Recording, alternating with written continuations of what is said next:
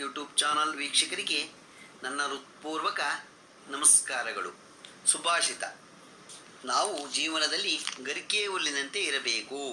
ಏಕೆಂದರೆ ನಮ್ಮನ್ನು ಯಾರೇ ಎಷ್ಟೇ ತುಳಿಯುತ್ತಿದ್ದರೂ ಮತ್ತೆ ಮತ್ತೆ ಚಿಗುರಿ ಗ್ರಹಣದ ದಿನವನ್ನು ಎಲ್ಲರೂ ಹುಡುಕಿಕೊಂಡು ಬರುವ ಹಾಗೆ ಇರಬೇಕು. ಇವತ್ತು ನಾವು ನಮಸ್ಕಾರದ ಪ್ರಾಮುಖ್ಯತೆಯನ್ನು ತಿಳ್ಕೊಳ್ಳೋಣ. ಇವಾಗ ನಾವು ದೊಡ್ಡವರಿಗೆ ನಮಸ್ಕಾರ ಮಾಡಿದ್ರೆ ಏನು ಲಾಭ, ದೇವರಿಗೆ ನಮಸ್ಕಾರ ಮಾಡಿದ್ರೆ ಏನು ಲಾಭ ಅನ್ನೋದ್ರ ಬಗ್ಗೆ ತಿಳ್ಕೊಳ್ಳೋಣ. ಮಹಾಭಾರತದ ಯುದ್ಧ ನಡೆಯುತ್ತಿತ್ತು.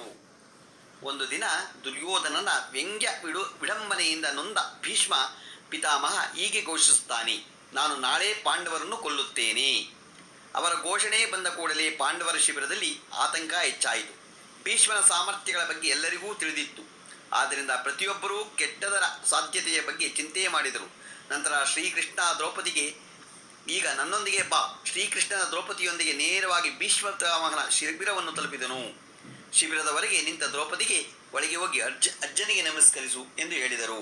ದ್ರೌಪದಿ ಒಳಗೆ ಹೋಗಿ ಪಿತಾಮಹ ಭೀಷ್ಮನಿಗೆ ನಮಸ್ಕರಿಸಿದಾಗ ಅಖಂಡ ಸೌಭಾಗ್ಯವತಿ ಭವ ಎಂದು ಆಶೀರ್ವದಿಸಿದ ನಂತರ ಅವರು ದ್ರೌಪದಿಯನ್ನು ಕೇಳಿದರು: ಮಗಳೇ, ಇಂತಹ ರಾತ್ರಿಯಲ್ಲಿ ನೀನು ಏಕಾಂಗಿಯಾಗಿ ಇಲ್ಲಿಗೆ ಹೇಗೆ ಬಂದಿದ್ದಿ? ಶ್ರೀಕೃಷ್ಣ ಅವರು ನಿನ್ನನ್ನು ಇಲ್ಲಿಗೆ ಕರೆತಂದಿದ್ದಾರಾ?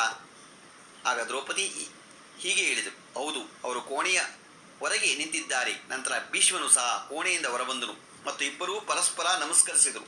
ನನ್ನ ಒಂದು ವಚನವನ್ನು ನನ್ನ ಇನ್ನೊಂದು ವಚನದಿಂದ ಮುರಿದು ಹಾಕಲು ಶ್ರೀ ಕೃಷ್ಣನಿಂದ ಮಾತ್ರ ಸಾಧ್ಯ. ಭೀಷ್ಮ ಪಿತಾಮಹ ಹೀಗೆ ಹೇಳಿದನು.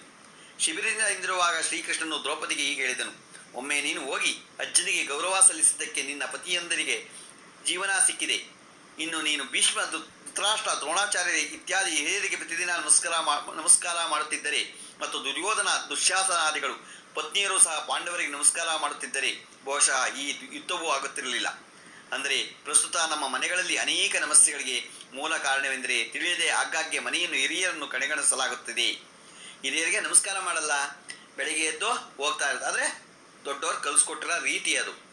ಮನೆಯ ಮಕ್ಕಳು ಮತ್ತು ಸೊಸೆಯೊಂದರಿಗೆ ಪ್ರತಿದಿನ ಮನೆಯ ಎಲ್ಲ ಹಿರಿಯರಿಗೆ ನಮಸ್ಕರಿಸಿ ಅವರ ಆಶೀರ್ವಾದವನ್ನು ತೆಗೆದುಕೊಂಡರೆ ಯಾವುದೇ ಮನೆಯಲ್ಲಿ ಎಂದಿಗೂ ಕ್ಲೇಶಗಳು ಉಂಟಾಗುವುದಿಲ್ಲ. ಹಿರಿಯರಿಗೆ ನೀಡಿದ ಆಶೀರ್ವಾದಗಳು ರಕ್ಷಾ ಕವಚವಾಗಿ ಕಾರ್ಯನಿರ್ವಹಿಸುತ್ತವೆ. ಈ ರಕ್ಷಾ ಕವಚವನ್ನು ಯಾವುದೇ ಆಯುಧ ಭೇದಿಸಲು ಸಾಧ್ಯವಿಲ್ಲ. ವಿನಯದಿಂದ ಪ್ರತಿಯೊಬ್ಬರೂ ಈ ಸಂಸ್ಕೃತಿಯನ್ನು ಪಾಲಿಸಿದರೆ, ನಿಯಮಬದ್ಧವಾಗಿ ಮಾಡಿದರೆ ಆ ಮನೆ ಸ್ವರ್ಗವಾಗುತ್ತದೆ. ಏಕೆಂದರೆ ನಮಸ್ಕಾರ ಪ್ರೀತಿ, ನಮಸ್ಕಾರ ಶಿಸ್ತು, ನಮಸ್ಕಾರ ಶೀಲತೆ, ನಮಸ್ಕಾರ ಗೌರವವನ್ನು ಕಲಿಸುತ್ತದೆ. ನಮಸ್ಕಾರದಿಂದ ಸವಿಚಾರ ಬರುತ್ತದೆ. ನಮಸ್ಕಾರ ಭಾಗವನ್ನು ಕಲಿಸುತ್ತದೆ.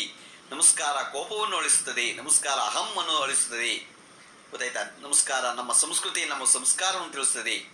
ಗೊತ್ತಾಯ್ತಾ? ಎಲ್ಲೆಲ್ಲ ನಮಗೆ ತಿಳಿಯೋದ್ರಿಂದ ನಾವು ಯಾಕೆ ಮಾಡಬಾರ್ದು ದೊಡ್ಡವರಿಗೆ ನಮಸ್ಕಾರನ ಬೆಳಗ್ಗೆ ಎದ್ದು? ಗೊತ್ತಾಯ್ತಾ? ಇದನ್ನು ನಾವು ಅರ್ಥಕೋಬೇಕು. ದೇವ್ರಿಗಾಗಲಿ ದೊಡ್ಡವ್ರಿಗಾಗಲಿ ನಾವು ಮನೆಯಲ್ಲಿ ನಮಸ್ಕಾರ ಮಾಡೋದನ್ನು ತಿಳ್ಕೋಬೇಕು. ಇವತ್ತು ನಾವು ದಿನ ಪಂಚಾಂಗವನ್ನು ತಿಳ್ಕೊಳ್ಳೋಣ. ದಿನಾಂಕ 31/5/2024 ಶುಕ್ರವಾರ, ಶ್ರೀ ಕ್ರೋಧಿನಾಮ ಸಂವತ್ಸರ, ಉತ್ತರಾಯಣ, ವಸಂತ ಋತು, ವೈಶಾಖ ಮಾಸ, ಕೃಷ್ಣ ಪಕ್ಷ, ತಿಥಿ ಅಷ್ಟಮಿ, ಬೆಳಗ್ಗೆ 8:44, ನಕ್ಷತ್ರ ಪೂರ್ವಭಾದ್ರ, ರಾತ್ರಿ 3:58, ಮಳೆ ರೋಹಿಣಿ 3ನೇ ಪಾದ, ರಾಹುಕಾಲ 10:44 12:20, ಗುಳಿಕ ಕಾಲ 7:32 9 ಗಂಟೆ 8 ನಿಮಿಷ ತನಕ ಇದೆ. ಯಮಗಂಟೆ ಕಾಲ 3:32 5 ಗಂಟೆ 8 ನಿಮಿಷ ತನಕ ಇದೆ. ಇವತ್ತು ಯಾರು ಹುಟ್ಟುಹಬ್ಬ ಆಚರಿಸ್ಕೊತಿದ್ರು, ಮದುವೆಯಾದ ದಂಪತಿಗಳು ವಾರ್ಷಿಕೋತ್ಸವ ಆಚರಿಸ್ಕೊತಿರೋರಿಗೆ ನಮ್ಮ ಹೆಬ್ಬಳಲು ಶ್ರೀಚಕ್ರ ಮಾತಾ ಯೂಟ್ಯೂಬ್ ಚಾನಲ್ ಕಡೆಯಿಂದ ಶುಭ ಕಾಮನೆಗಳನ್ನು ತಿಳಿಸ್ತೀವಿ. ದೇವರವರಿಗೆ ಆಯಸ್ಸು, ಆರೋಗ್ಯ, ಐಶ್ವರ್ಯ ಎಲ್ಲ ಕೊಟ್ಟು ಕಾಪಾಡಲಿ ಅಂತ ನಾನು ಕೇಳ್ಕೊತೀನಿ. ನಮ್ಮ ಹೆಬ್ಬಳಲು ಶ್ರೀಚಕ್ರ ಮಾತಾ ಯೂಟ್ಯೂಬ್ ಚಾನಲ್ ಯಾರು ಸಬ್ಸ್ಕ್ರೈಬ್ ಆಗಿಲ್ಲ, ದಯಮಾಡಿ ಸಬ್ಸ್ಕ್ರೈಬ್ ಆಗಿ, ಲೈಕ್ ಕೊಡಿ. ಇದು ನಿಮ್ಮದೇ ಚಾನಲ್ ಆಗಿರೋದ್ರಿಂದ ನಮ್ಮ ಲಿಂಕನ್ನು ಬೇರೆ ಗ್ರೂಪ್ಗಳಿಗೆ ಫಾರ್ವರ್ಡ್ ಮಾಡಿ. ಇದರಲ್ಲಿ ಏನಾದರೂ ತಪ್ಪುಗಳು ಕಂಡು ಬಂದಲ್ಲಿ ನಮ್ಮ ಕಾಮೆಂಟ್ಸ್ ಬಾಕ್ಸ್ನಲ್ಲಿ ಹಾಕಿದ್ರೆ ತಿದ್ಕೊಳ್ಳೋದಕ್ಕೆ ಅನುಕೂಲ ಆಗತ್ತೆ. ಹಾಕಿ. ನಮಸ್ಕಾರಗಳು, ನಮಸ್ಕಾರಗಳು, ನಮಸ್ಕಾರಗಳು.